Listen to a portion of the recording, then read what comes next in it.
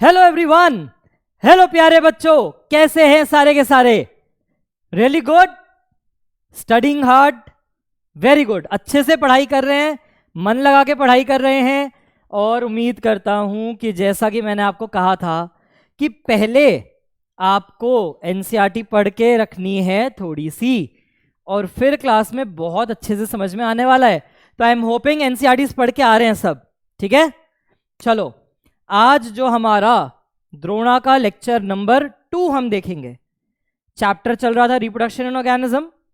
इस चैप्टर के अंदर हमने ये देखा था कि कैसे ऑर्गेनिजम्स को रिप्रोड्यूस करना जरूरी है उनकी लाइफ में। लाइफ स्पैन का कॉन्सेप्ट, लाइफ साइकिल का कॉन्सेप्ट देखा था हमने। एक बात हमने पढ़ी थी कि यूनिसेलुलर ऑर्गेनिजम्स आर इमॉर्टल, अमर होते हैं। तो क्या असली में अमर थे वो? क्या असली में अमर थे? नहीं। हमने कहा था टेक्निकल सेंस में वो अमर हैं, क्योंकि कोई भी पार्ट मरने के लिए बचा नहीं। एक पेरेंट से नए नए डॉटर सेल्स बनते जा रहे थे, बिल्कुल उसकी आइडेंटिकल कॉपी। तो there was no part left to die, कुछ मरने के लिए बचा नहीं था। इसलिए हमने कह दिया था कि भाई वहां पर एक इमॉर्टल नेचर आ जाता है। ठीक, इसके अलावा हमने ये देखा था कि रिप्रोडक्शन कितने टाइप्स के हो सकते हैं। कितने टाइप के रिप्रोडक्शन देखे थे हमने? यस, 2 टाइप के। कौन कौन से देखे थे? Asexual and sexual. Very good. Asexual के अंदर बताओ मुझे, गैमीट होगा, नहीं होगा, या कुछ भी हो सकता है? करेक्ट, कुछ भी हो सकता है। सेक्सुअल रिप्रोडक्शन में बिना मियोसिस के सेक्सुअल रिप्रोडक्शन हो पाएगी? बिना मियोसिस के सेक्सुअल रिप्रोडक्शन हो पाएगी? करेक्ट, नहीं हो पाएगी।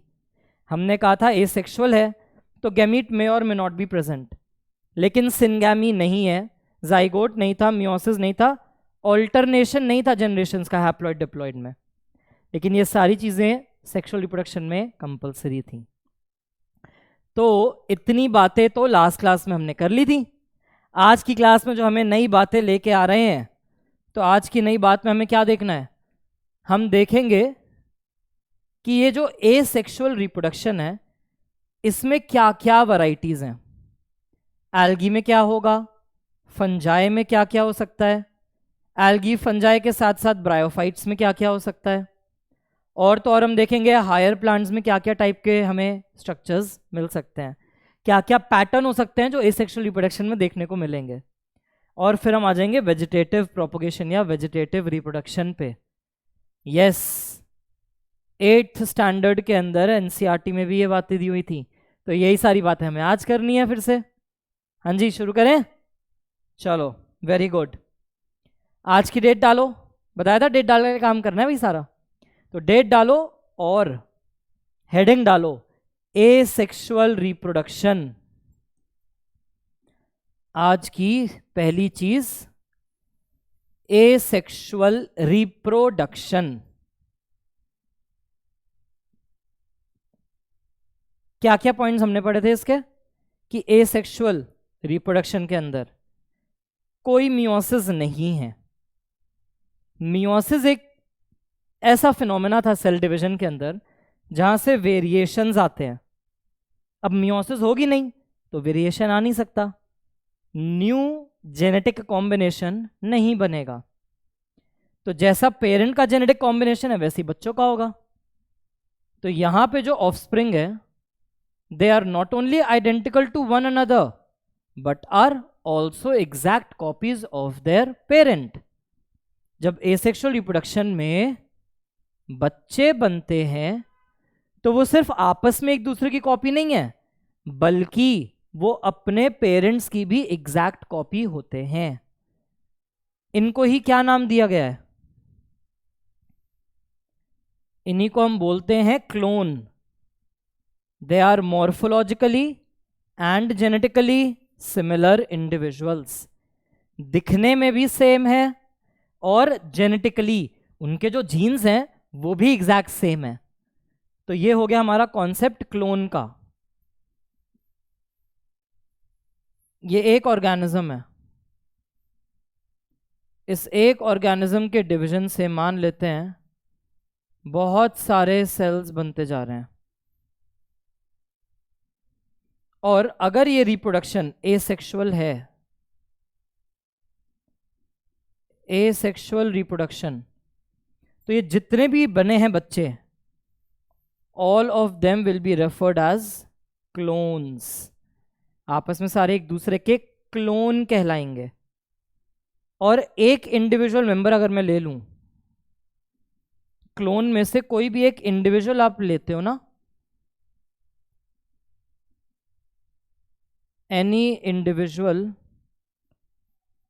Is known as ramet. सबको एक साथ क्लोन कहते हैं, पूरे ग्रुप को हम कह रहे हैं कि they are clones of each other. आपस में ये एक दूसरे से दिखने में और अपने जेनेटिक कंपोजिशन में बिल्कुल सेम है। इस ग्रुप के हर एक सिंगल मेंबर को क्या बोलेंगे? रैमेट, RAMET। तो ये हो गया हमारा क्या? एसेक्सुअल रिप्रोडक्शन का इंट्रोडक्शन। इस एसेक्सुअल रिप्रोडक्शन में बहुत सारे फीचर्स हैं। सबसे पहला रोल हम देख रहे हैं स्पोर फॉर्मेशन का। The first type of asexual reproduction is spore formation. Heading डालो, स्पोर फॉर्मेशन। Spore formation. और स्पोर फॉर्मेशन के अंदर हम देख रहे हैं सबसे पहले एल्गी।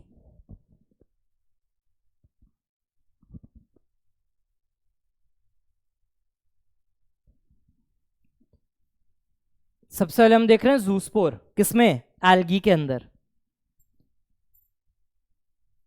तो जो जूस्पोर होते हैं, zoospores are motile structures. Motile मतलब मूवेबल, एक जगह से दूसरी जगह खुद जाते हैं। और जाते कैसे हैं?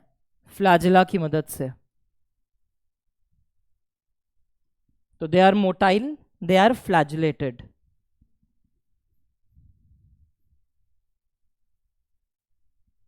दे आर नेकेड।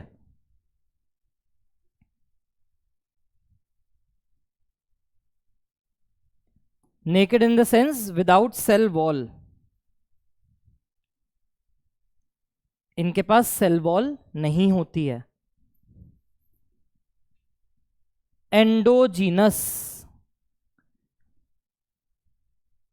एंडो मतलब होता है अंदर। They are formed inside sporangium. तो जूस्पोर मोटाइल स्ट्रक्चर्स होते हैं, फ्लैजिलेटेड होते हैं, बिना सेल वॉल के होते हैं और स्पोरेंजियम के अंदर बनते हैं। ये जो बाहर सारा स्ट्रक्चर है ना, ये जो सैक जैसा स्ट्रक्चर है, ये है स्पोरेंजियम। और ये जो स्ट्रक्चर्स इसमें से निकल के आ रहे हैं ऐसे वाले, ये हर एक इंडिविजुअल स्ट्रक्चर क्या है हमारा? एक जूस्पोर। जूस्पोर्स जो होते हैं,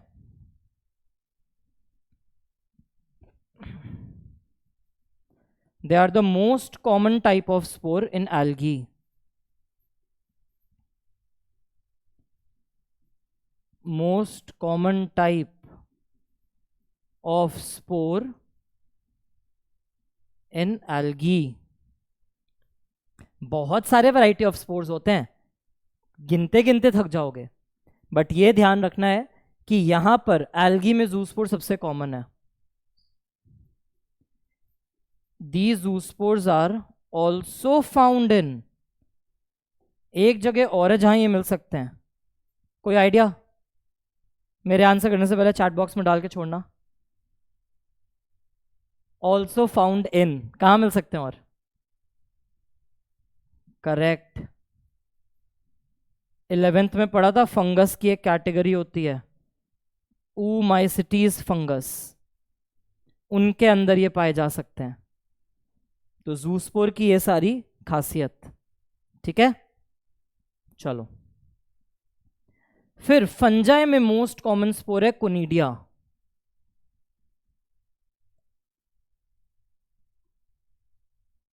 कोनिडियोस्पोर भी बोल देते हैं कई बार इसे। इनकी अगर हम बात करते हैं तो ये नॉन मोटाइल स्ट्रक्चर्स हैं। नॉन मोटाइल स्ट्रक्चर्स को हम ए प्लानोस्पोर भी कहते हैं। नॉन मोटाइल स्पोर्स को ए प्लानोस्पोर नाम दिया जाता है। अब अगर मोटाइल नहीं है, लोकोमोशन नहीं कर रहे, तो क्यों नहीं कर रहे?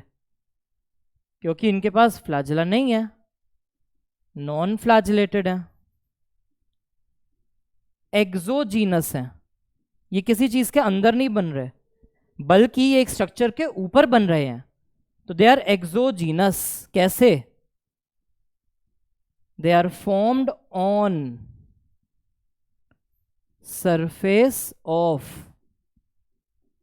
स्टेरेगमाटा।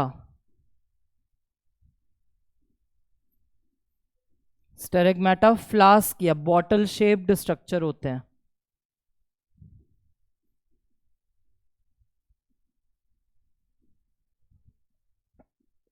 तो कोनिडिया के बारे में ये सारी चीजें, थिक वॉल्ड होते हैं ये, they are thick walled structures. तो यहां पे अगर हम डायग्राम देखें इसका, तो ये हमें दिख रहे हैं बॉटल शेप के स्ट्रक्चर्स, फ्लास्क शेप के स्ट्रक्चर्स। केमिस्ट्री लैब में फ्लास्क देखा है ना सबने? तो ये जो फ्लास्क शेप के स्ट्रक्चर्स हैं, ये होते हैं स्टेरेगमाटा।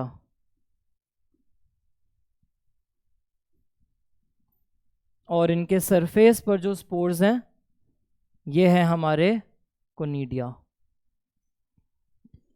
ठीक है।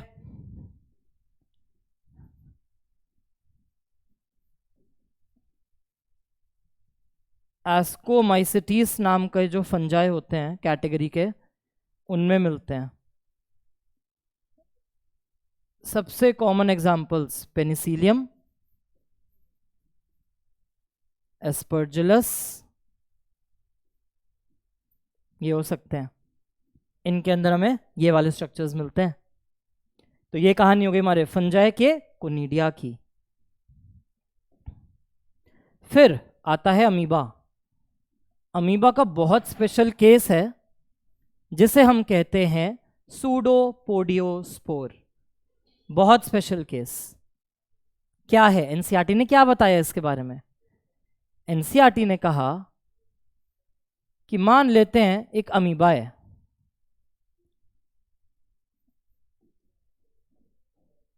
ठीक है। इस अमीबा ने देखा कि कंडीशन अनफेवरेबल है। कैसी कंडीशन है? अनफेवरेबल। अनफेवरेबल का मतलब है उसके मनपसंद वाली कंडीशन नहीं है, उसको कुछ दिक्कत है, गर्मी ज़्यादा है, सर्दी ज़्यादा है, या हो सकता है उसके लिए खाने के लिए अच्छे से खाना ना हो।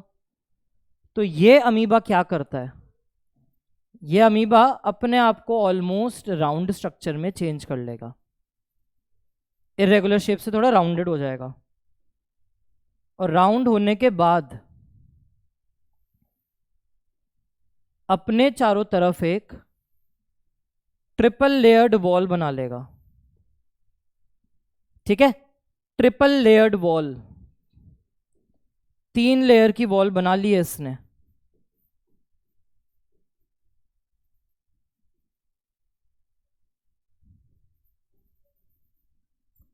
तो अनफेवरेबल कंडीशन आई, अमीबा भाई साहब ने सूडोपोडिया सारे नॉर्मलाइज कर लिए और एक ट्रिपल लेयर्ड वॉल बना ली। इसे ही हम कहते हैं सिस्ट वॉल। और ये जो प्रोसेस है, इसे कह दिया जाता है एनसिस्टेशन। सिस्ट फॉर्म करने को कह रहे हैं एनसिस्टेशन। तो ये ट्रिपल लेयर बन के बैठ गया। बाद में इसको लगा कि चलो चीज़ें फेवरेबल हो रही हैं, चीज़ें मन के मुताबिक हो रही हैं धीरे धीरे। तो ये क्या करेगा? सबसे पहले अपनी बहुत सारी कॉपीज बनाएगा। पहले हम बना दे रहे हैं इसकी ट्रिपल लेयर्ड वॉल। ये बना दी इसकी ट्रिपल लेयर्ड वॉल। अब यही अमीबा क्या करेगा?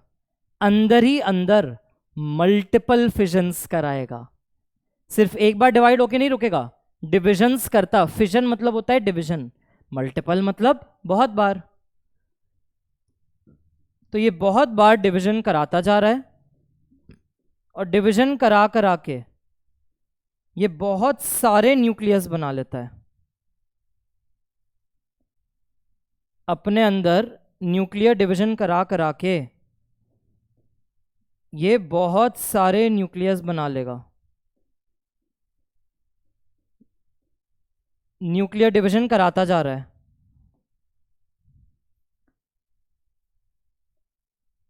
तो इसने बना लिए डॉटर न्यूक्लियाई। बहुत सारे डॉटर न्यूक्लियाई बन चुके हैं। फिर ये क्या कराएगा, हर एक डॉटर न्यूक्लियाई के लिए एक नई मेम्ब्रेन क्रिएट करा देगा। हर डॉटर न्यूक्लियाई के चारों तरफ,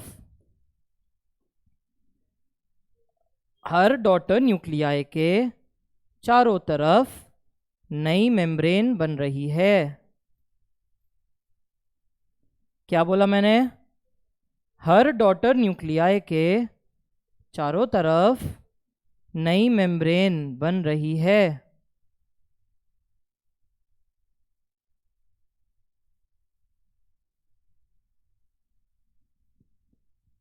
तो नए नए न्यूक्लियस और नए नए प्लाज्मा मेम्ब्रेन बन गई। अब ये पूरा का पूरा स्ट्रक्चर क्या कहला रहा है अपने आप में, ये जो पूरे के पूरे स्ट्रक्चर्स अब रेडी हुए हैं, इन्हीं को बोल दिया जाता है सूडोपोडियोस्पोर।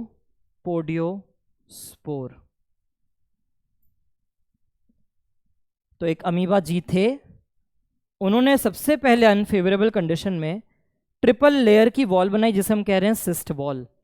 इसे कहा गया एनसिस्टेशन, अपने आप को सिस्ट में कवर करना। फिर जब उसे लगा चलो खाली बैठे हैं, आगे जाके फेवरेबल कंडीशन आ जाएगी, तो उससे पहले उसने क्या किया, बहुत सारे न्यूक्लियस बना के उनके पास प्लाज्मा मेम्ब्रेन बना दी। तो सूडोपोडियोस्पोर रेडी हो चुके हैं। अब जब कंडीशन फेवरेबल आएगी,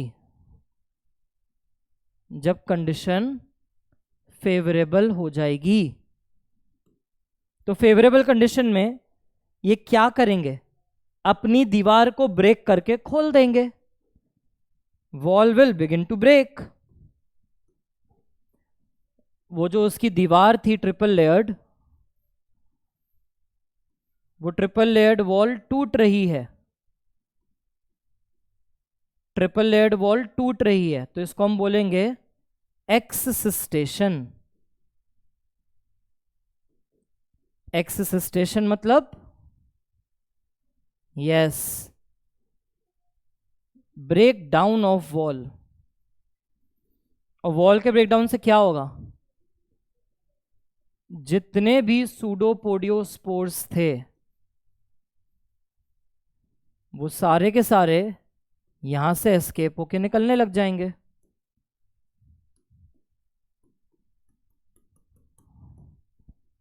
All the pseudosporiospore will start coming out.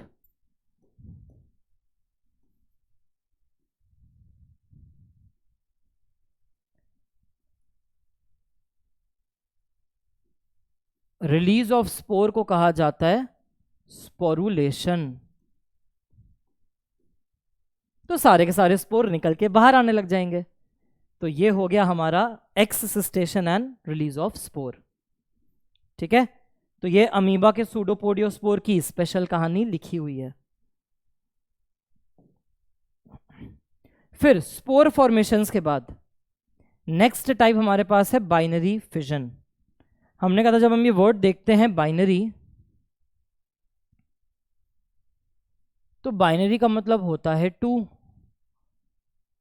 और फिजन का मतलब होता है डिवीजन।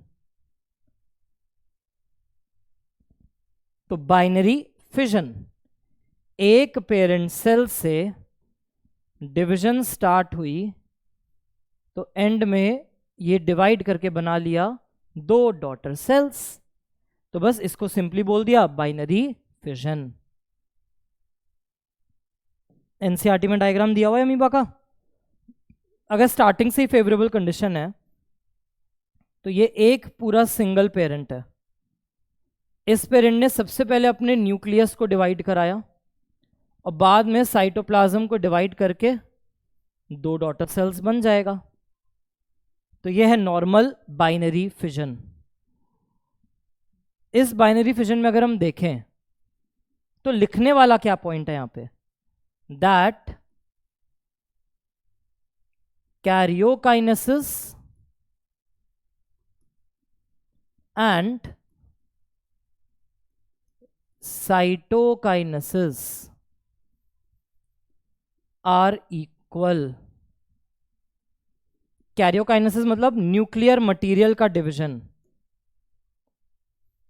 कैरियोकाइनेसिस मतलब nuclear division.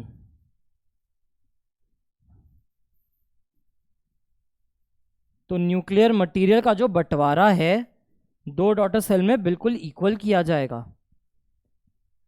And cytokinesis is cytoplasmic division.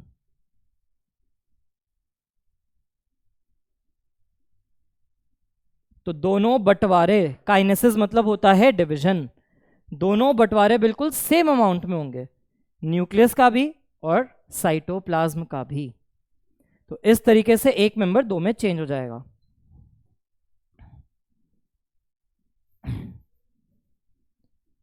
जितने भी यूनिसेलुलर ऑर्गेनिजम्स हैं ना हमारे,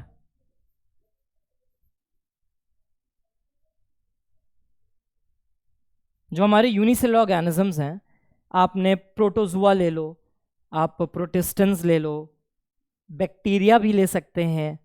तो वो जो यूनिसेलुलर ऑर्गेनिजम्स हैं उनमें हमें पता है दैट जो सेल डिवीजन कराते हैं, ये cell division itself is mode of reproduction. इनमें जो सेल का डिवीजन चल रहा है वही अपने आप में रिप्रोडक्शन का मोड भी है। तो बाइनरी फिजन के लिए सारी चीजें इंपॉर्टेंट है। ठीक है, मेन चीज है क्या बाइनरी में, एक पेरेंट से 2 डॉटर सेल। तो बाइनरी मतलब 2, फिजन मतलब डिवीजन। अमीबा के लिए डायग्राम दिया हुआ एनसीईआरटी ने कि अमीबा बाइनरी फिजन कैसे करता है। अमीबा मल्टीपल फिजन कैसे करेगा वो हमने यहां से देख लिया। न्यूक्लियर और साइटोप्लाज्मिक दोनों कंटेंट एकदम इक्वली डिवाइड होते हैं। सारे यूनिसेलुलर ऑर्गेनिजम्स के अंदर हम बोल सकते हैं कि सेल डिवीजन ही उनके रिप्रोडक्शन का तरीका है। टाइप्स अगर हम देखें तो जैसे कि यूग्लिना है, यूग्लिना में हम देख सकते हैं कि ये ऊपर से नीचे डिवाइड करते हैं। यूग्लिना का डिवीजन ऊपर से नीचे है, तो इसे कहा जाता है लॉन्गिट्यूडनल बाइनरी फिजन। पैरामीशियम की अगर हम बात करें तो पैरामीशियम में जो डिवीजन है वो ट्रांसवर्स हॉरिजॉन्टली हो रहा है, तो उसको बोल दिया जाता है ट्रांसवर्स। और इर्रेगुलर बाइनरी फिजन अमीबा में होगी, क्यों, अमीबा के पास कोई शेप ही नहीं है। अब अमीबा के पास अगर शेप नहीं है तो इसका बाइनरी फिजन कहलाता है इर्रेगुलर बाइनरी फिजन। किसी भी एक्सिस से किसी भी एंगल में कभी भी डिवाइड कर सकता है। नेक्स्ट आता है हमारे पास बडिंग। बडिंग की जब हम बात करते हैं ना तो बडिंग में एक बहुत इंटरेस्टिंग सी चीज है कि बडिंग में आप देख रहे हो कि पेरेंट सेल तो बहुत बड़ा है,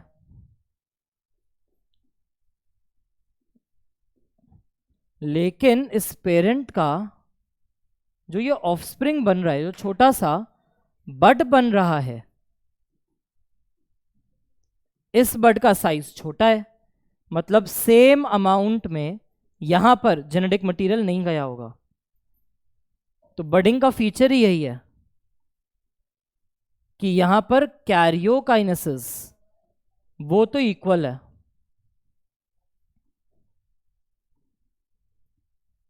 जेनेटिक मटेरियल तो इक्वल ही डिवाइड होना है, तो कैरियोकाइनेसिस इक्वल है, बट साइटोप्लाज्म का इक्वल बंटवारा नहीं किया गया।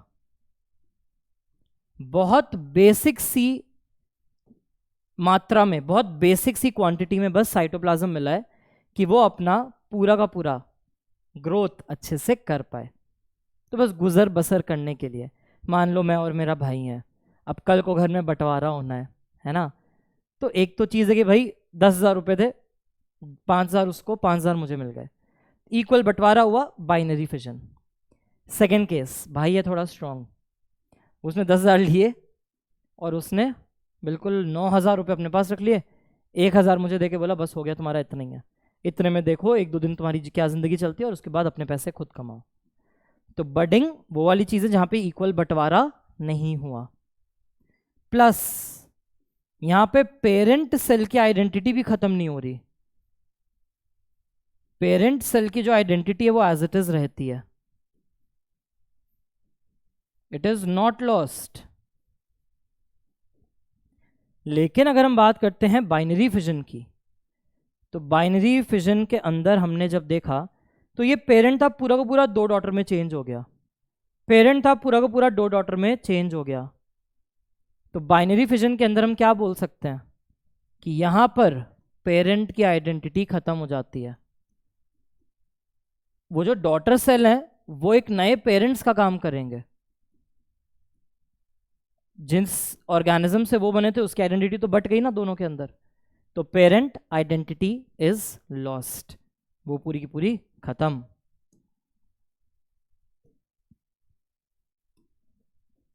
ठीक है, पेरेंट की आइडेंटिटी बचती नहीं है। इसका ये जो एग्जाम्पल दिया एनसीईआरटी ने, दैट इज ईस्ट। कौन सा ईस्ट? सैकेरोमाइसिस वाला ईस्ट।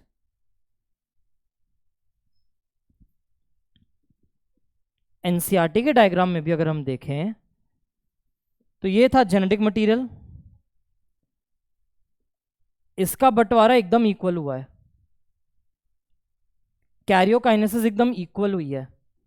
लेकिन अगर हम बात करते हैं साइटोप्लाज्मिक कंटेंट की, तो इसको तो बहुत थोड़ा सा साइटोप्लाज्म मिला और इसे काट के अलग कर दिया गया।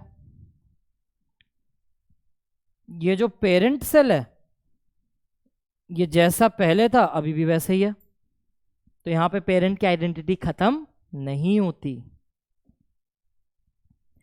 फिर आता है फ्रैगमेंटेशन।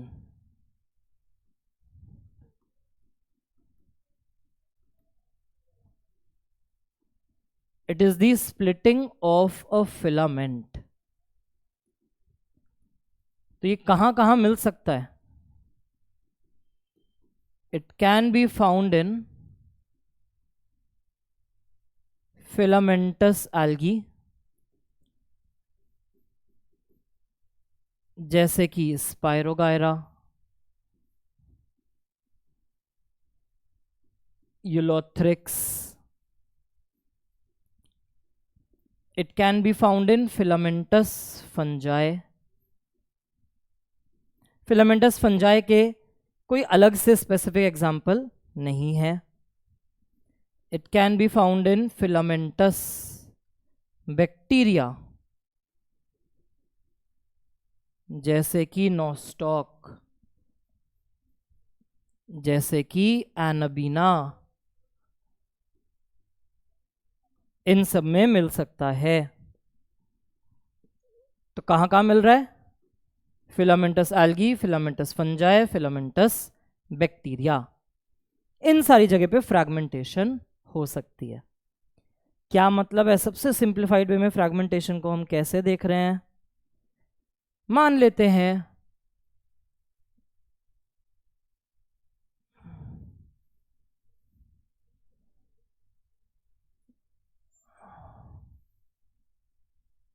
ये मेरे पास कोई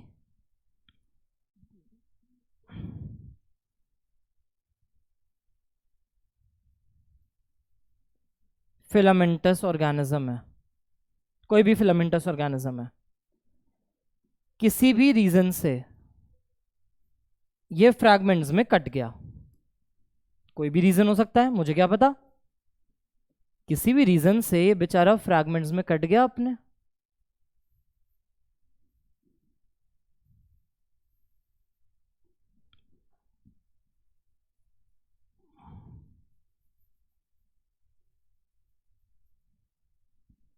अब हर एक फ्रैगमेंट अपने आप को वापस क्या कर लेगा,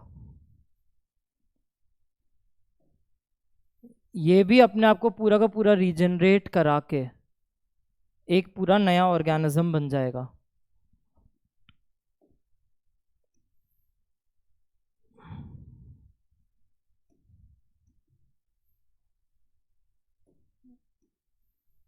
और वैसे ही इधर भी बन जाएगा।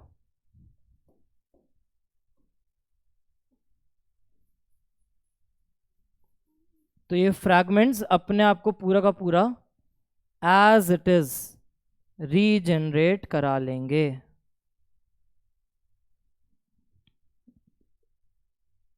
तो इस एक सिंगल कॉपी से उसकी मल्टीपल कॉपीज बन गई। कैसे? फ्रैगमेंट्स की मदद से। तो ये सिंपल सी टेक्निक जो है हमारी, यही बन गई फ्रैगमेंटेशन।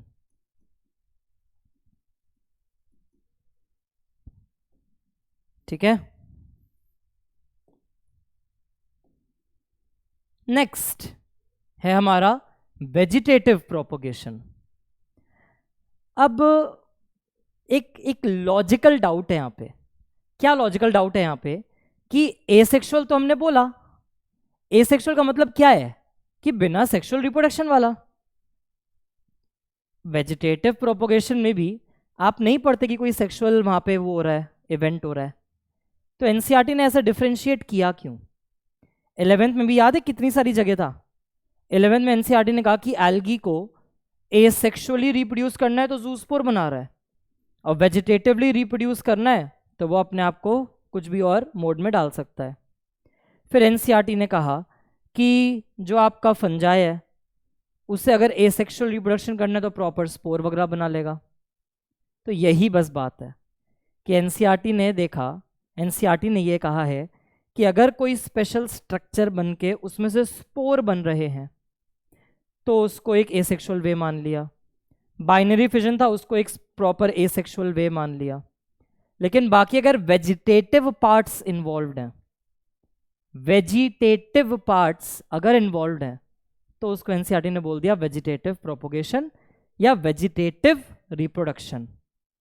ठीक है, हेडिंग डालो। एक फ्लो चार्ट बना रहे हैं जिसकी मदद से हम इसको स्टडी करेंगे। वेजिटेटिव प्रोपोगेशंस नेचुरल हो सकती हैं, वेजिटेटिव प्रोपोगेशंस आर्टिफिशियल हो सकती हैं। They could be natural, they could be artificial. Natural की अगर बात करते हैं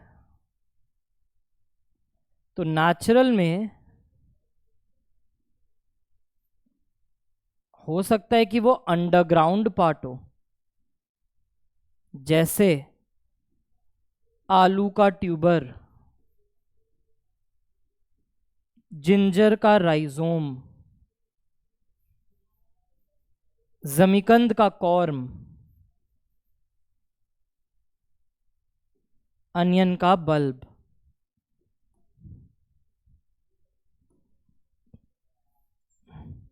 हो सकता है सब एरियल हो।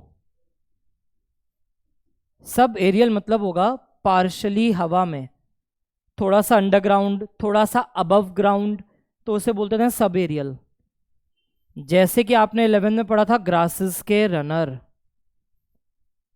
बनाना, पाइनएप्पल, क्राइजेंथेमम में सकर, जैस्मिन और मिंट में स्टोलोन, आइकॉर्निया में ऑफसेट। इसके अलावा और क्या हो सकता है?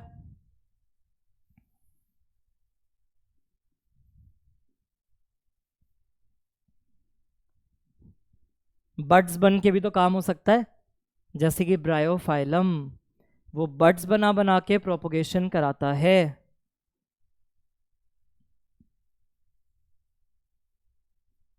उसके अलावा एक स्पेशल टाइप है जो यही है, ये 11th में नहीं था, बल्बिल्स। बल्ब अलग है, बल्बिल्स अलग है। तो ये सारे हो गए क्या, नेचुरल तरीके जो नेचर ने बना रखे हैं। इसके अलावा we can have artificial ways. Artificial ways की अगर हम बात करते हैं तो इसमें हमने पढ़ा होता है कटिंग, लेयरिंग, ग्राफ्टिंग,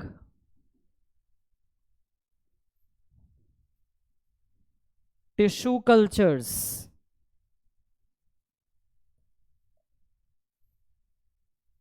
इतनी वैरायटीज हो सकती हैं। तो एक एक करके इन्हीं सबको हम आगे आने वाली स्लाइड्स में अब पढ़ेंगे, ठीक है। एक एक करके इन्हीं को हमें स्टडी करना है, ठीक। देख लो एक बार ये, ठीक है। दिमाग में अगर आ रहा है कि इतनी सारी चीज़ें हैं हम कैसे करेंगे, तो कोई शॉर्टकट यूज़ मत करना। अगर लाइफ में सक्सेस चाहते हो लॉन्ग टर्म, शॉर्ट टर्म नहीं, लॉन्ग टर्म सक्सेस चाहते हो तो मेहनत की हैबिट डालो, सेल्फ डिसिप्लिन लेके आओ, टाइम मैनेजमेंट करो, अपने आप को मेडिटेशन से स्ट्रांग बनाओ। जितनी भी चीज़ें हम लिख रहे हैं तुम्हें नहीं याद हो रही पढ़ के, तो उनको एक अलग पेज पे खुद से लिख के देखो, तब भी याद नहीं हो रही तो मम्मी पापा भाई बहन दोस्त की मदद लो। जैसे छोटे बच्चे होते हैं वैसे उनको पर्चा पकड़ाओ और बोलो कि ये कॉपी के 10 पॉइंट्स हैं, मुझसे कहीं से कुछ भी पूछ लो, तो you will be forced to memorize them. Shortcuts बनाओगे तो छोटे टाइम के लिए याद रहेंगी, फिर एक टाइम बाद भूलने लग जाओगे, और एक टाइम पे शॉर्टकट्स ही शॉर्टकट्स इतने हो जाएंगे कि ये भूल जाओगे कि शॉर्टकट था किसका, है ना। तो सीधा सीधा इनको याद करना है। चलो बढ़े आगे। सबसे पहले हम देख रहे हैं नेचुरल में राइजोम। राइजोम की जब हम बात करते हैं, लिख लो, वेजिटेटिव में हमने कहा था नेचुरल, नेचुरल के अंदर है हमारे पास राइजोम। राइजोम जो होता है ना, it is the underground main stem, underground main stem. और ये कर क्या रहा है,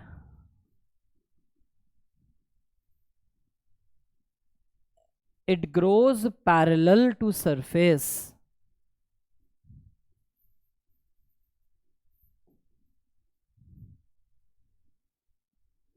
तो यहां पर हम ये देखते हैं, मान लेते हैं ये मैंने बनाया एक सरफेस अपना, सॉइल सरफेस।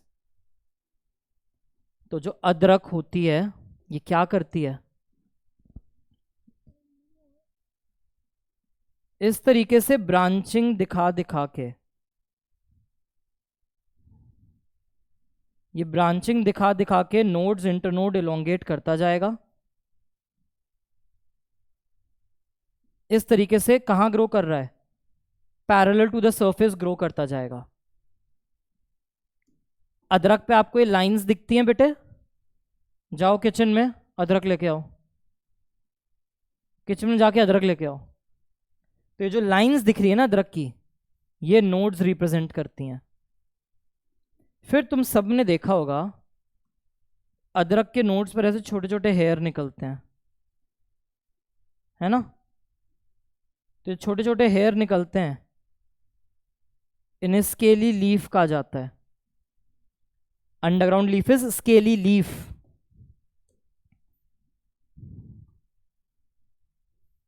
एडवेंटिशियस रूट है, क्यों, because the root is arising from the node of the stem. Normal root radical से बनती है सीड के, यहां पर कहां से आ रही है root, node of the stem से, इसलिए एडवेंटिशियस है।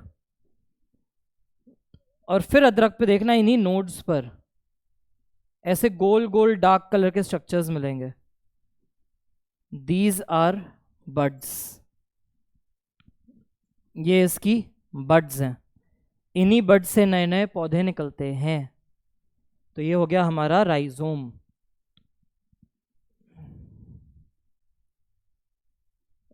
जिंजर, टर्मरिक, लोटस, बनाना, इन सब में मिलता है। तो अंडरग्राउंड मेन स्टेम है जो पैरेलल ग्रो करती है, ब्रांचिंग दिखाता जाएगा, जो लाइंस हैं वो नोड है, उस पे जो हेयरी स्ट्रक्चर है वो स्केली लीफ है, और जो उस पे गोल गोल आउटग्रोथ है वो उसकी बड है। इसी बड से स्प्राउट होके नए नए पत्ते निकल के जमीन से ऊपर आ जाते हैं। तो ये हो गया हमारा rhizome, ginger, turmeric, lotus, banana. Second, tuber. Tuber का बेस्ट एग्जाम्पल हमारा पोटैटो। ट्यूबर जो है वो अंडरग्राउंड मेन स्टेम नहीं है, बल्कि क्या है, tubers are terminal swelling of lateral branch of underground stem. बहुत बड़ा इंग्लिश हो गई ना, बहुत सारी इंग्लिश हो गई एक दिन के लिए। कि टर्मिनल स्वेलिंग है, क्या क्या है देखो, डायग्राम देखो वापस। ये बनाई मैंने जमीन, ठीक है। अब ये है स्टेम, स्टेम अंडरग्राउंड हो गई।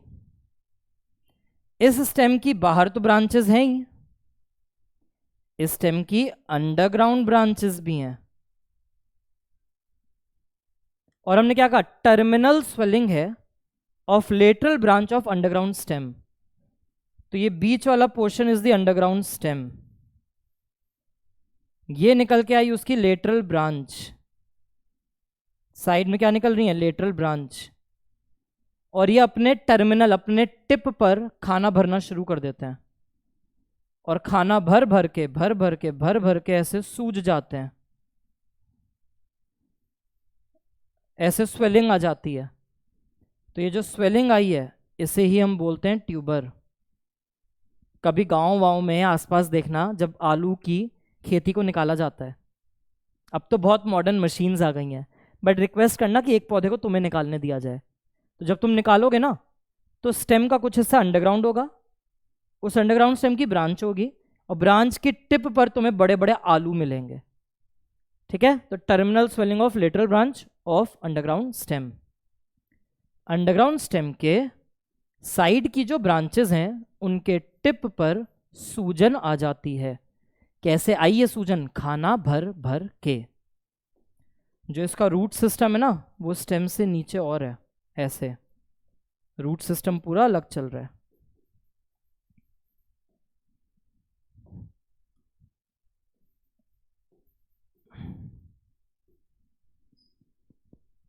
आलू पे आपको आंखें दिखती हैं, everyone must have seen it. Eyes of potato. तो आईज जो है वो नोड्स को रिप्रेजेंट कर रहे हैं आलू में। जो नोड होती है स्टेम की, कंडेंस्ड आलू में, कंडेंस्ड स्टेम में, वही आई नोड का काम कर रही है। और उस पे आ रहे हैं हमारे buds. These buds are compared to axillary buds of stem। जैसे स्टेम पे एक्सिलरी बड होती है, हमें पता है स्टेम के पास एक नोड होती है,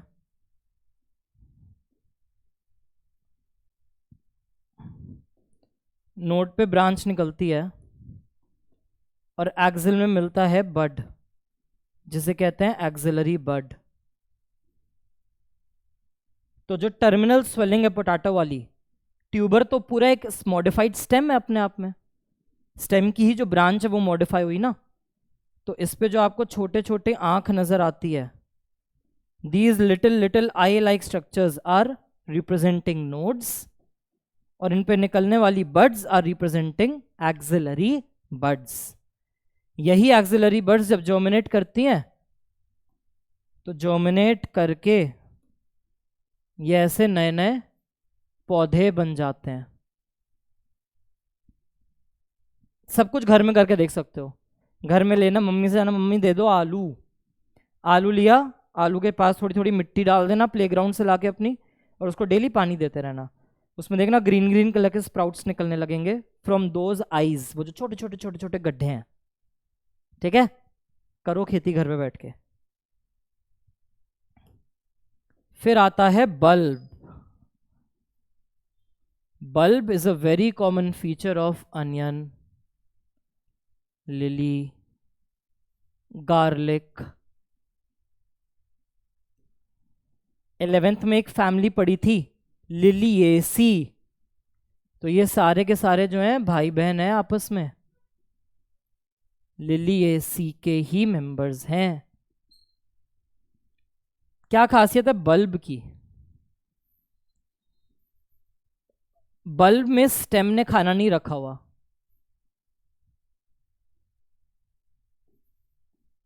underground stem is a disc-like structure.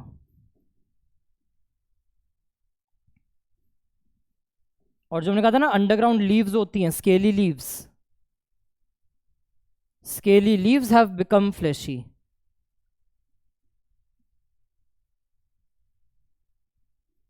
And they have stored food. तो छोटे छोटे डिफरेंसेस हैं इन सबके. सबने प्याज देखी है, कई जैनियों ने देखी होती है. अनियन पे नीचे तुम्हें डिस्क नजर आती है ऐसे, तो यही अनियन की पूरी स्टेम है, रिड्यूस्ड डिस्कॉइड स्टेम. फिर प्याज पे तुम्हें दिखता है पिंक कलर का, लाइट पिंक, जो फ्लैशी स्ट्रक्चर जो हम खाते हैं. प्याज काटी हो कभी, आंसुओं से रोए हो, यही स्केली लीफ है जिसमें अच्छे से खाना भरा है तो ये फ्लैशी हो जाती है. अब बारिश का कभी मौसम आए तो देखना, बिल्कुल सेंटर में अनियन के एक एपिकल बड बनती है. कभी बारिश वारिश का मौसम, थोड़ा अनियन मैच्योर होने लग जाए, उसको ऊपर से नीचे काटना तो अंदर 3 या 4 हरे हरे स्पॉट्स दिखते हैं. तो सेंटर का ग्रीन स्पॉट तो एपिकल बड है, साइड में भी इस तरीके से ग्रीन स्ट्रक्चर्स दिखते हैं, ये होते हैं एक्सिलरी बड्स. यही बड्स हैं जो पूरा स्प्राउट करके जब ग्रो करते हैं तो ऐसे ऊपर ग्रीन लीव्स निकलने लग जाती हैं, और तब तुम्हारा नॉर्मल अनियन स्प्रिंग अनियन में चेंज हो जाता है. नॉर्मल अनियन का बल्ब बड़ा है, जो स्प्रिंग अनियन या सेलरी तुम खाते हो उसका बल्ब एकदम छोटू सा हो जाता है. तो कैसे सारा खाना कंज्यूम हुआ और ऊपर से सारी बर्ड्स ने ग्रो करके अच्छे से पत्तेदार हैबिट बना ली. तो ये पूरा स्ट्रक्चर इज अ बल्ब. ये सब वेजिटेटिव प्रोपोगेशन कैसे करा रहे हैं? अदरक है, काट के छोटा सा टुकड़ा बो दो, नए अदरक उग जाएगी. आलू है, इस आलू पर अगर यहां पे ऊपर दिख रहा है, यहां से जर्मिनेशन, ये जर्मिनेशन, ये जर्मिनेशन, काट दूं अगर मैं आलू को इस 3 हिस्से में, 3 हिस्से में काट के अलग अलग बो दूं तो 3 अलग पौधे निकल आएंगे इस आलू के. सेम चीज यहां पर है, स्प्राउटिंग शुरू कर दी है इसने. अगर मैं कट करके 3 हिस्से करके 3 अलग जगह लगा दूं, 3 अलग पौधे बन के निकल आएंगे इससे. नेचुरल में नेक्स्ट इज कॉर्म. कॉर्म बड़ा मजेदार आइटम है.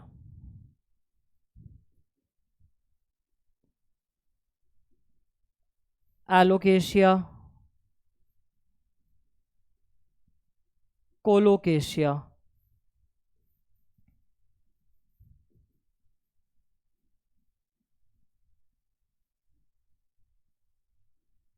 अमोर्फोफैलस,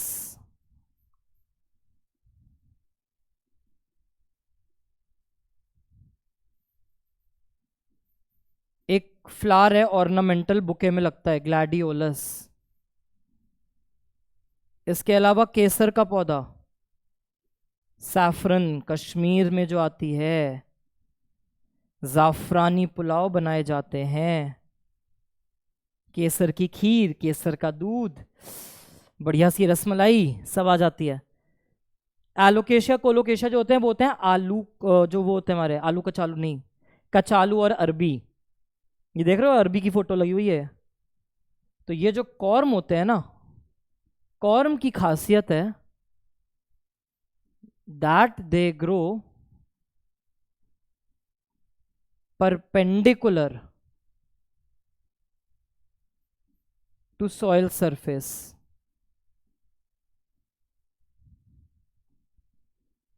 अदरक जो थी वो parallel to the surface grow करती है। ये सब जो होते हैं, ये मैंने सॉइल सरफेस बनाया, इनकी जो ग्रोथ है, इनकी ग्रोथ नीचे की तरफ होती है। They will grow vertically downwards, तो परपेंडिकुलर टू द सरफेस। तो इसमें आपका कचालू, कचालू की चाट, जहाँ पे चाट का कल्चर है, बनारस, पुरानी दिल्ली, उनको पता है कचालू की चाट, है ना। अरबी जो तुम लोग को पसंद नहीं है खानी, जमीकंद, अमोर्फोफैलस बुलाते हैं उसे। Amorphophallus has the tallest flower in the plant kingdom. Gladiolus, crocus, ये सारे के सारे नेचुरल वेजिटेटिव प्रोपगेशन के लिए काम आ रहे हैं। इसमें भी ये सारे नोड्स हैं। अरबी में भी देख रहे हैं छोटे छोटे हेयरी स्ट्रक्चर्स हैं। बाजार जाके सब लेके आना एक दिन, मम्मी के साथ जाना कि मम्मी चलो मैं सब्जी की शॉपिंग कराता हूँ।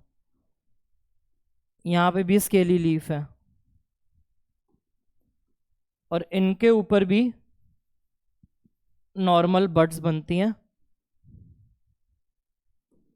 कई लोग होंगे जिन्होंने अरबी के पत्तों की सब्जी खाई होगी, पतौड़ा या पात्रा। नहीं, पूछना घर में। अरबी के पत्तों की सब्जी बनती है, बहुत बढ़िया बनती है। तो अरबी के पत्ते कब निकलेंगे? जब ये बड्स जर्मिनेट कर जाएंगी तो उससे अरबी के पत्ते निकल के आएंगे।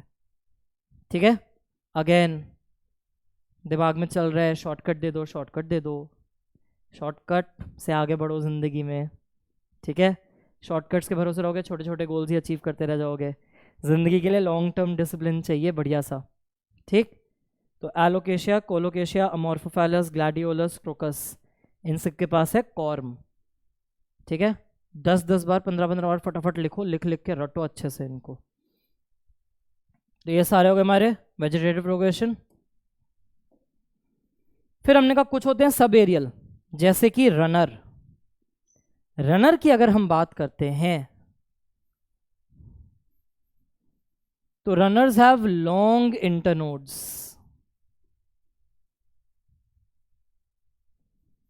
Runners are found in terrestrial plants.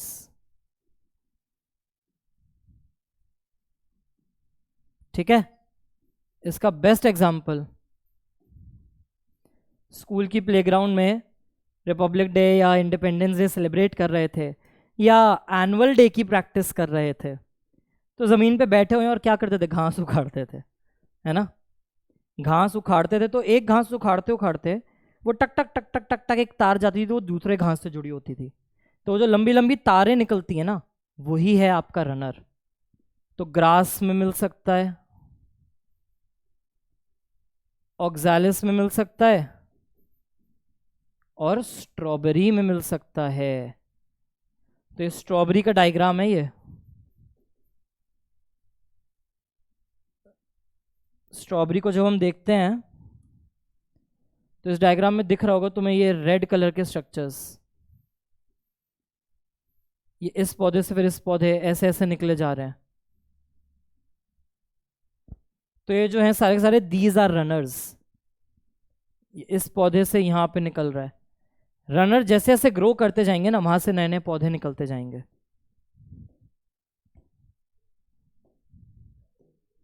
Soil का सरफेस है, इस सॉइल सरफेस पे मेरी बेचारी प्यारी सी घास।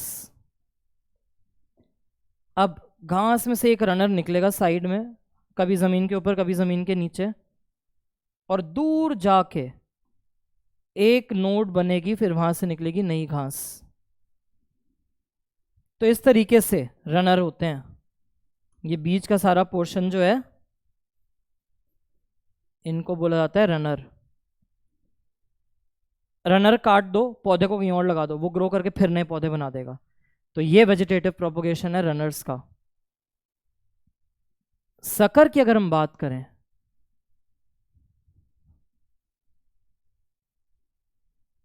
तो यहां पे अंडरग्राउंड ब्रांच जो होती है, underground branch of main stem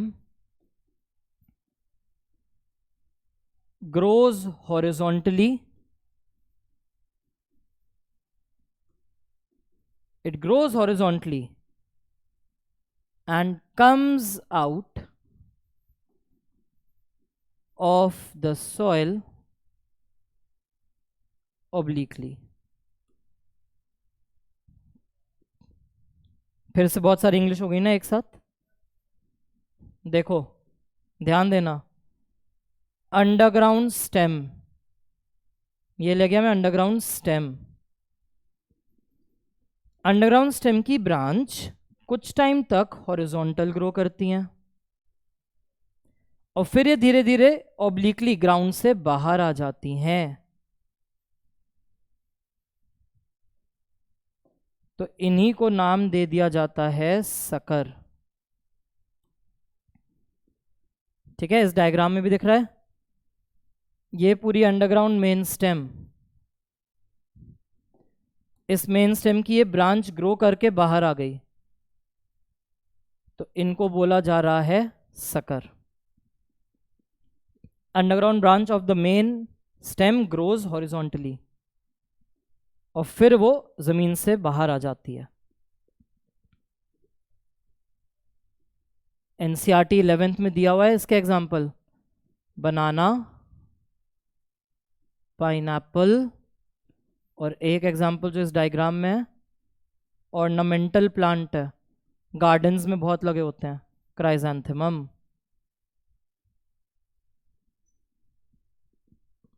बनाना में बनाना में राइजोम भी होता है, बनाना में सकर भी होता है। प्रायोरिटी डिसाइड करनी पड़ती है ऑप्शंस देख के। फिर आता है ऑफसेट। ऑफसेट जो है, एक तो ये हमें मिलता है वाटर हायसिंथ में,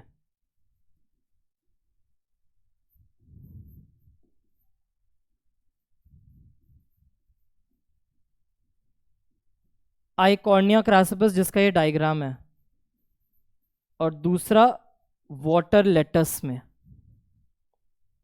जिसे पिस्टिया कहते हैं।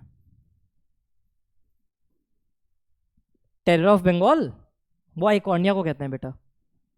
क्यों? यूरोपियंस लेके आए थे और ऐसा तगड़ी ग्रोथ दिखाता है, सारे वाटरवेज इसने कैलकाटा के, बंगाल के आसपास के वाटरवेज ग्रो कर करके ब्लॉक कर दिए, तो अब वहां की शिप्स की मूवमेंट रुकने लग गई, तो उसको बोल दिया टेरर ऑफ बंगाल। ऑफसेट की खासियत क्या है? पहली चीज, यहां पे बहुत छोटे छोटे इंटरनोड्स बनते हैं। दूसरी चीज, ये हमें मिल रहा है एक्वेटिक प्लांट में। और तीसरी चीज जो एनसीईआरटी ने 11th में लिखी थी, 11th की बुक में, कि हर नोड पर you have a rosette of leaves and tuft of roots.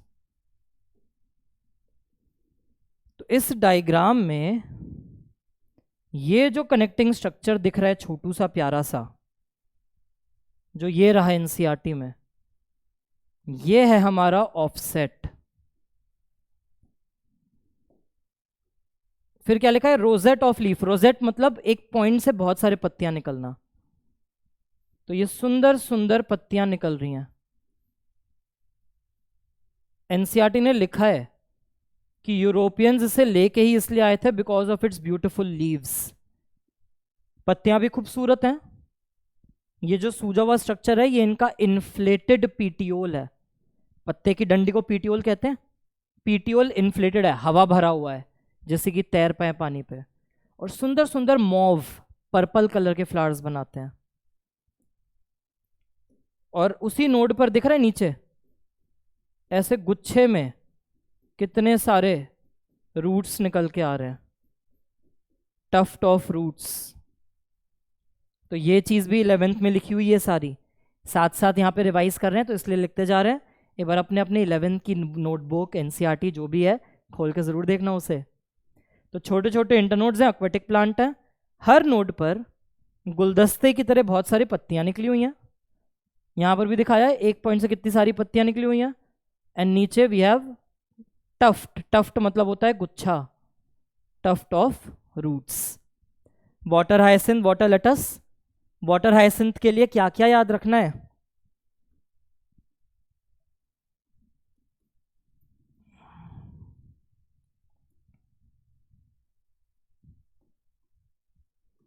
क्या क्या याद रखना है? पहला, इसको हम बोलते हैं कि ये एक इन्वेजिव वीड है। वीड मतलब अनवांटेड प्लांट, इन्वेजिव मतलब बहुत रैपिडली फैलने लग जाता है और जो लोकल पौधे हैं उनको मार डालता है, उनको जीने नहीं देता। इंडिया का पौधा नहीं है। It was introduced by Europeans for beautiful leaves and flowers.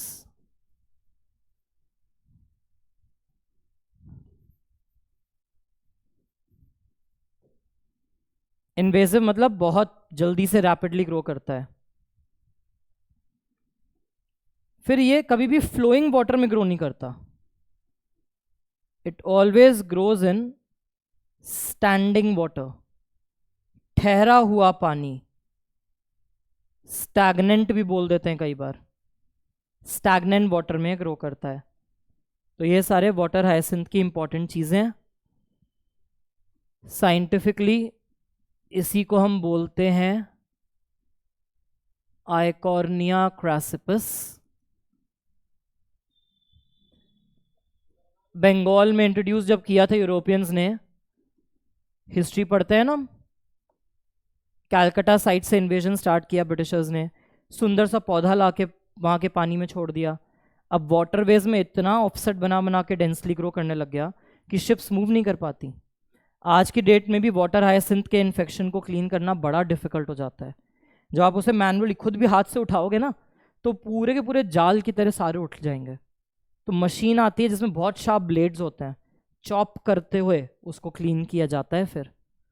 तो ये है हमारे वाटर हाइसिंथ जी। फिर आते हैं हमारे पास स्टोलॉन। स्टोलॉन जो है वो हमें देखने को मिलेगा इन जैस्मिन एंड मिंट। जैस्मिन की खुद सुंदर सुंदर खुशबू और मिंट अपने रिफ्रेशिंग फ्लेवर के लिए फेमस है, पुदीना। होता क्या है स्टोलॉन के अंदर? There is a soft basal branch. Base से एक सॉफ्ट ब्रांच बनती है। It grows in air for some time.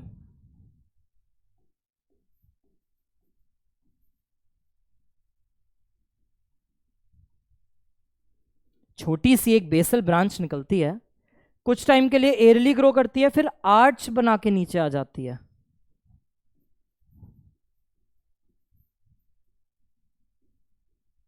Then forms arch and touches ground.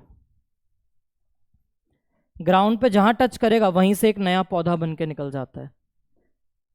तो ये खासियत है इसकी।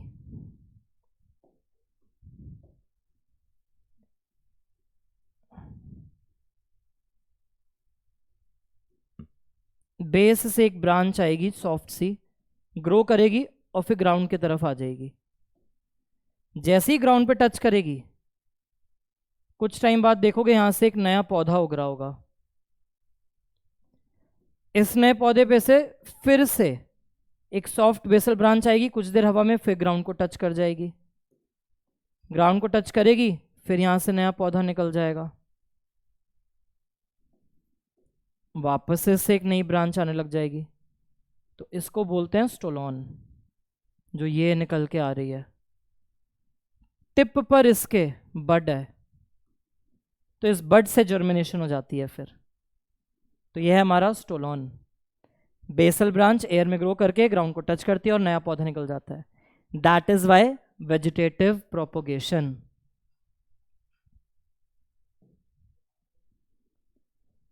फिर एनसीईआरटी ने ब्रायोफाइलम के बारे में बताया है। ब्रायोफाइलम के पास मिलती है बड्स। कहाँ पे है? मार्जिन पे, मार्जिन ऑफ द लीफ पे ये छोटे छोटे individual units are leaf buds. हर एक लीफ बड से आप एक नया पौधा बना सकते हो। लीफ बड को कट करके प्लग करो, सॉइल में डाल दो, थोड़ा सा ऑक्सीजन वगैरह दे दो, नए रूट नया शूट पूरा निकल के आ जाएगा। तो नेचुरल बड्स।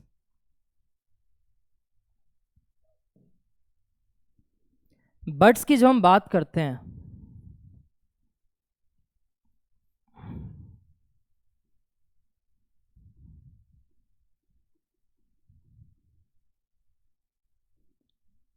तो we can have non adventitious bud जो नोड्स पर प्रेजेंट होते हैं,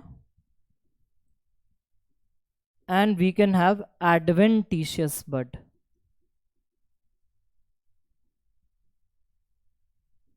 एडवेंटिशियस बड्स जो होते हैं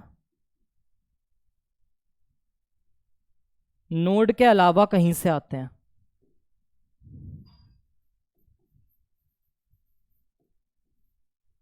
तो रूट पे बड्स आ सकती हैं, उनको कहते हैं रेडिकल बड्स। रूट पे अगर बड आती है तो उसे कहते हैं रेडिकल बड।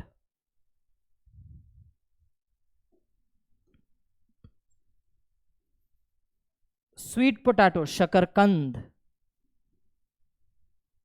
स्वीट पोटैटो में ट्यूबरस रूट मिलती है। नॉर्मल पोटैटो में ट्यूबरस स्टेम है, sweet potato has a tuberous adventitious root, उस पे बड्स मिलती हैं। इसके अलावा एक बहुत कॉमन फ्लावरिंग प्लांट है डालिया, उसमें मिलता है।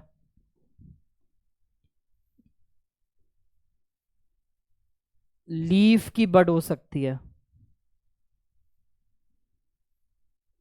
लीफ को हम बोलते हैं फोलियार बड, जिसका एग्जाम्पल यहां एनसीईआरटी ने हमें दिया हुआ है, ब्रायोफाइलम। और कभी कभी as a exception internode of stem पे बड आ सकती है। नोड पर है, अगर नोड पर है तब तो वो नॉर्मल बड थी। इंटर नोड पर अगर बड आती है तो इसे कहा जाता है कॉलाइन बड। कॉलाइन बड का बेस्ट एग्जांपल जो तुम्हें घर में दिख सकता है, पपीते का पेड़ देखना। पपीते का पेड़ जब हम देखते हैं तो पपीते के पेड़ पे कहाँ पे फूल लगा होता है? जो उसका मेन तना है। फल कहाँ लगा होता है? जो उसका मेन तना है। सेम चीज कटहल, जैक फ्रूट। कटहल को भी पेड़ पे जब देखते हैं तो जो मेन उसका तना है उस पे बड़े बड़े कटहल लटक रहे होते हैं। तो वहाँ पे जो इंटरनोडल सेगमेंट्स थे वहाँ बड्स आए। ब्रायोफाइलम ने लीफ पे बड बनाया, शकरकंद ने, स्वीट पोटैटो ने रूट पर बड बनाया। तो ये सारी एडवेंटिशियस बड्स हैं और इससे आप आगे नए नए प्रोपोगेशंस कर सकते हो। नोड वाली बड का बेस्ट एग्जांपल है हमारा शुगर केन। गन्ना देखते हैं, गन्ने पे लाइन नजर आती है, इसको बोलते हैं नोड। और देखा है गन्ने पे छोटे छोटे इस पे ऐसे कुछ स्ट्रक्चर्स बाहर से निकलने लग जाते हैं। अगर हम गन्ने को काट के इस हिस्से को लगा दें तो यहीं से एक नया गन्ना उगने लग जाएगा। तो ये सारे हमारे बड्स के थ्रू सारे के सारे अलग अलग vegetative propagation.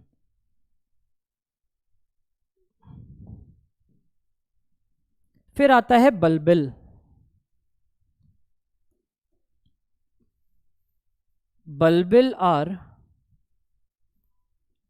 Flashy aerial buds. Underground buds नहीं है, फ्लैशी एरियल बर्ड्स हैं।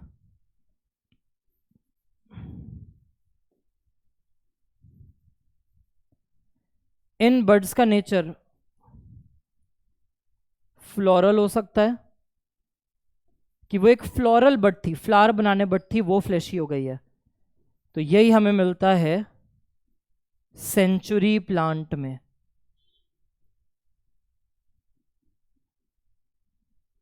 सेंचुरी मतलब 100, तो ये पौधा 100 साल तक बिना पानी के आराम से ज़िंदा रह सकता है। ये ऐसे डोरमेंट बड्स बनाता है, वो भी आराम से कई 100 साल तक बिना किसी दिक्कत के डोरमेंट स्टेज में रह सकते हैं। तो प्लांट में ये जो फ्लैशी बड्स दिख रहे हैं, यही हमारे अगेव के बड्स हैं, फ्लैशी फ्रॉलर बड्स। ओवरऑल बल्बिल क्या है? कोई भी एरियल बड हो सकता है, वेजिटेटिव बड्स भी, फ्लोरल बड्स भी।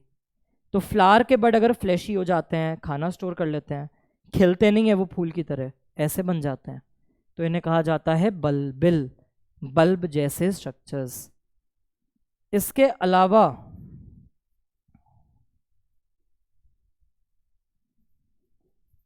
जो दूसरे एग्जाम्पल्स हैं जहां बल्बिल मिलता है, लिली में मिल सकता है, डायोस्कोरिया याम प्लांट्स होते हैं उसमें मिल सकता है, ऑक्सैलिस की वैरायटीज बना सकती हैं, पाइनएप्पल बना सकता है। तो पाइनएप्पल में भी बल्बिल्स हो सकते हैं, स्टेम उसकी सकड़ थी। ऑक्सैलिस की स्टेम रनर है, लेकिन उसके ऊपर भी बल्बिल बन सकते हैं। लिली के पास भी हमने कहा था कॉर्म है स्टेम, लेकिन स्टिल वो भी बल्बिल्स बना सकता है। तो ऐसे ही जब ये जर्मिनेट करता है तो ये नया पार्ट सारा जर्मिनेट होके ग्रो करके निकलने लग जाता है। तो मेन एनसीईआरटी में खाली बल्बिल दिया हुआ है अगेव के लिए, बट उसके अलावा कभी ये भी आ सकते हैं। आर्टिफिशियल में अगर हम देखें तो कटिंग हो सकती है, गुलाब, बुगेनविला, शुगर केन, कितने सारे पौधे हैं जिसमें आप उसके एक हिस्से को काटते हो, काटने के बाद उस हिस्से को आप जब सॉइल में डालोगे तो वहाँ से वो नया पौधा पूरा झाड़ बन के निकलने लग जाएगा। Second is layering. लेयरिंग में क्या दिख रहा है? ब्रांच के हिस्से को ज़मीन के अंदर कर देते हैं और यहाँ से एक नया पौधा और नया रूट सिस्टम निकलता जाता है, तो यह है लेयरिंग। फिर आता है ग्राफ्ट। ग्राफ्ट में दो अलग पौधों को जोड़ दिया जाता है। क्या क्या कर रहे हैं यहाँ पे? ये एक पौधा है जिसका शूट सिस्टम अच्छा है, इसको हम बोलते हैं स्कायन, इसका शूट सिस्टम अच्छा है। दूसरा पौधा है जिसकी जड़ें बड़ी मजबूत हैं, तो जिसकी आप जड़ लेते हो, जिसका आप रूट वाला पार्ट लेते हो, उसको स्टॉक बोलते हैं, और जिसका आपने शूट लिया उसे स्कायन कहते हैं।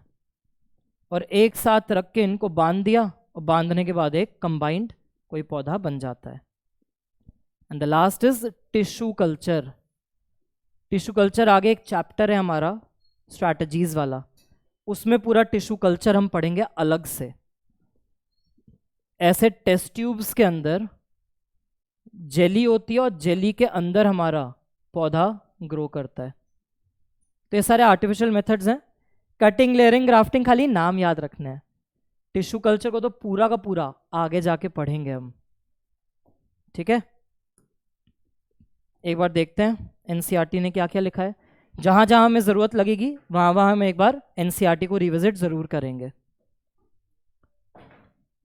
एसेक्सुअल रिप्रोडक्शन को जब हम देखते हैं तो एनसीईआरटी ने क्या कहा? एक ही सिंगल पेरेंट चाहिए, वही ऑफस्प्रिंग्स बना सकता है। They are not only identical to one another but are exact copies of the parent. आपस में साथ साथ पेरेंट की भी एग्जैक्ट कॉपी थे। Are these offspring likely to be genetically identical और डिफरेंट?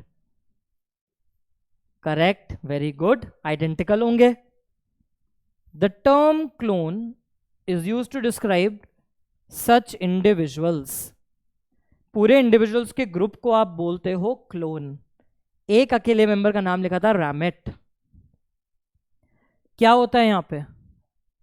जो एसेक्सुअल रिप्रोडक्शन है सिंगल सेल ऑर्गेनिजम्स में बहुत कॉमन है।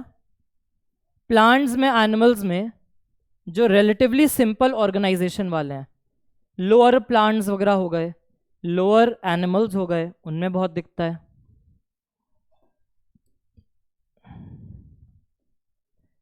प्रोटिस्ट एंड मोनेरंस दोनों में सिर्फ यूनिसेलुलर ऑर्गेनिजम्स भरे हुए हैं। द ऑर्गेनिज्म और the parent divides by mitosis to form new individuals. हमने कहा था इनमें ये जो सेल डिवीजन है इसी से ये रिप्रोड्यूस कर रहे हैं, नए नए बच्चे बना पाते हैं। बहुत सारे single cell organisms binary fission करते हैं, हर एक सेल से 2 सेल्स बनते हैं और वो 2 सेल फिर मैच्योर हो जाते हैं। अमीबा, पैरामीशियम के एग्जाम्पल थे। ईस्ट में क्या था? डिवीजन इज अनइक्वल, छोटे छोटे बर्ड्स बनते हैं, इनिशियली पेरेंट से अटैच्ड होंगे, इवेंचुअली अलग होके मैच्योर होके नए मेंबर्स बन जाएंगे। Under unfavourable condition amoeba withdraws pseudopodia. हमने कहा था अमीबा सारे सूडोपोडिया को अपने पास ले आता है, सिक्रीट करता है 3 लेयर की वॉल जिसको हमने नाम दिया सिस्ट वॉल। तो इसी को बोल रहे हैं एंसिस्टेशन। जब फेवरेबल कंडीशन आती है तो इस एंसिस्टेड अमीबा के अंदर मल्टीपल फिजन होता है। ये बहुत सारे छोटे छोटे साइज के अमीबा बनाता है जिसे हमने कहा था सूडोपोडियोस्पोर। फिर हमने कहा सेल वॉल टूटती है, सिस्ट की wall burst out, spores are liberated, this phenomena is sporulation. तो स्पोर का बिखरना स्पोरुलेशन, दीवार का टूटना एक्सिस्टेशन। फंजाई में, एल्गी में रिप्रोडक्शन एसेक्सुअल स्ट्रक्चर से होता है, most common is zoospore. Other structures are conidia in penicillium, buds in hydra and gemmules in sponge. ये दोनों ना एनिमल्स का पार्ट हो जाता है। अपन बॉटनी देख रहे हैं, प्लांट देख रहे हैं। क्या सवाल किया हुआ इन्होंने यहाँ पे? You have learned about vegetative reproduction in plants. What do you think, is vegetative reproduction a type of sexual reproduction? Yes या नो? तो देखो आंसर तो यस ही आएगा। वाई डू यू से सो? क्यों कहा हमने ऐसा? क्योंकि यहाँ पे भी एसेक्सुअल रिप्रोडक्शन में गैमीट बन नहीं रहा, सिनगैमी हो नहीं रही, मियोसिस हो नहीं रही, जेनेटिकली आइडेंटिकल कॉपीज बन रही हैं। क्या हम यहाँ पे क्लोन टर्म लगा सकते हैं? आंसर है फिर से यस। यहाँ पे भी आप क्लोन वर्ड लगा सकते हो। एनिमल्स में, सिंपल ऑर्गेनिजम्स में एसेक्सुअल इज यूज्ड अनएम्बिगुअसली, बिना किसी कंफ्यूजन के यूज होता है।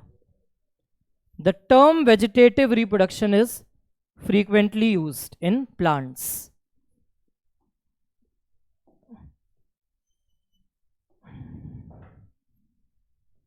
प्लांट में जो वेजिटेटिव प्रोपगेशन होते हैं तो वो रनर के मीडियम से हो सकते हैं, जो हमने कहा ग्रासेस में, राइजोम टर्मरिक जिंजर, सकर बनाना पाइनएप्पल क्राइजेंथेमम, ट्यूबर इन पोटैटो, ऑफसेट इन आइकॉर्निया, बल्ब अनियन गार्लिक। और हर टुकड़े से जिससे नया पौधा बनाया जा रहा है, the structure known as vegetative propagule. तुमने आलू का जो टुकड़ा बोया है वो वेजिटेटिव प्रोपग्यूल है। जो मोड ऑफ रिप्रोडक्शन है वो वेजिटेटिव रिप्रोडक्शन कहलाएगा। The formation of these structures does not involve 2 parents, तो द प्रोसेस इज एसेक्सुअल। कुछ ऑर्गेनिजम्स में उन्होंने कहा है इट ब्रेक्स इनटू पीसेस, और हर पीस से एक नया इंडिविजुअल बन सकता है। तो हमने तो अपने प्लांट के फिलामेंटस, एल्गी, बैक्टीरिया, फंजाई लिया। हाइड्रा बडिंग के साथ साथ ये भी दिखा सकता है। तो ये हो गया हमारा फ्रैगमेंटेशन का मोड। फिर उन्होंने लिखा है कि वाटर बॉडीज में terror of Bengal, aquatic plant है वाटर हायासिंथ, इनवेजिव वीड है, एक बार कहीं पे आ जाए तो इतने तबाही मचाता हुआ फैलता है कि लोकल प्लांट्स मर जाते हैं। ठहरे हुए पानी में ग्रो करता है, drains oxygen from the water, जितनी डिजॉल्व्ड ऑक्सीजन है उसको कंज्यूम कर लेता है, and leads to death of fishes. Chapter 13 और 14 आएगा हमारा बायोडाइवर्सिटी कंजर्वेशन और एनवायरमेंटल इश्यूज। वहां पर हम और चीजें पढ़ेंगे कि it was introduced in India, India का था नहीं, सुंदर फ्लावर और लीव्स की वजह से बहुत फिनोमिनल रेट, बहुत तेजी से ग्रो कर सकता है, तो पूरे वाटर बॉडी में शॉर्ट पीरियड में फैल जाएगा और इनको साफ करना, क्लीन करना बहुत मुश्किल है। फिर लिखा है are you aware how plants like potato, sugarcane, banana, ginger, dahlia are cultivated. तो बड्स होती हैं ट्यूबर में। 11th में लिखा हुआ था बनाना के लिए सकर, यहां लिखा है बनाना के लिए राइजोम, जिंजर के लिए राइजोम। शुगर केन में बड्स भी यूज हो जाती है, शुगर केन में कटिंग भी यूज हो जाती है, दोनों में से कुछ भी यूज कर सकते हैं। डालिया लिखा हुआ है इसलिए बता दिया था पहले ही, रूट बड्स मिलती हैं डालिया के अंदर। The site of origin of new plantlet is the node. तो इनमें जो भी पौधे निकल रहे हैं नोड से निकल रहे हैं, मतलब वो सारी बड्स कैसी हैं, एक्सिलरी बड्स हैं, मॉडिफाइड स्टेम में है सारी की सारी। एडवेंटिशियस बड्स भी मिल जाती हैं मार्जिन ऑफ लीफ पे ब्रायोफाइलम के। तो बहुत सारे पौधों में आपको एडवेंटिशियस, बहुत सारे में नॉन एडवेंटिशियस बड्स मिलती हैं।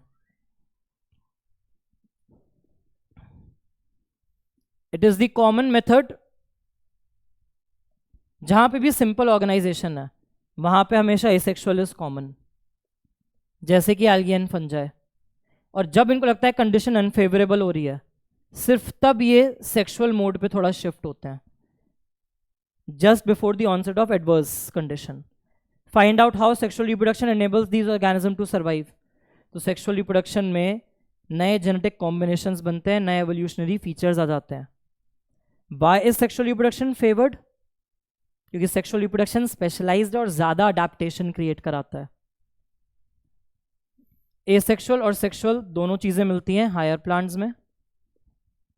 Only sexual mode of reproduction is present in most of the animals. Animal में एसेक्सुअल वाले मोड्स कम हैं। क्वेश्चंस देखो, कुछ क्वेश्चंस आंसर अपने आप आने चाहिए। In all the methods of asexual reproduction क्या चीज सही है?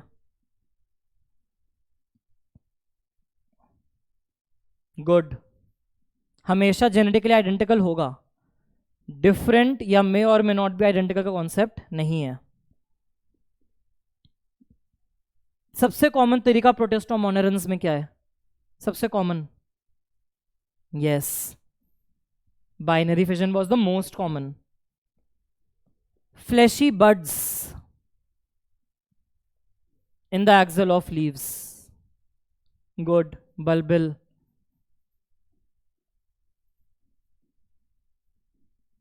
bulb was underground. Terror of Bengal किसके लिए लगाया था अभी अभी? गुड, वाटर हायसिंथ के लिए स्पेसिफिकली। क्लोन किस रीजन से बनते हैं? कौन सी चीज है जिससे क्लोन का ग्रुप आया है सारा?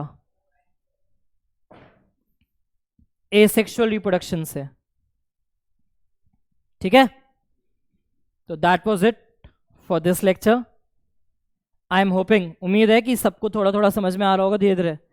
लेकिन एनसीईआरटी देखो पढ़ के आना, जहां जहां मुझे टाइम मिलेगा वहां वहां मैं भी तुम्हें एनसीईआरटी एक बार रीड करा दूंगा, so that you can match कि हम क्या पढ़ रहे हैं, तुमने क्या पढ़ा था, क्या चल रहा है। अब पहले बताया था आज ही जाके इस लेक्चर को रात को बैठ के रिवाइज करना, नहीं तो कल सुबह अर्ली मॉर्निंग इसको रिवाइज ज़रूर करना, ठीक है। और रिवीजन करने के बाद फिर बाकी क्वेश्चंस भी प्रैक्टिस करो। नया टॉपिक नए क्लास से पहले पढ़ के रखेंगे। अगले क्लास के लिए हम सेक्सुअल रिप्रोडक्शन पे फोकस करेंगे। तो बेसिक सा कि सेक्सुअल रिप्रोडक्शन क्या होता है, क्या क्या इवेंट्स होते हैं, गैमीट क्या है, गैमीट मदर सेल क्या है, सारी की सारी चीज़ें अगले क्लास में हम देखेंगे। Thank you, study hard, all the best.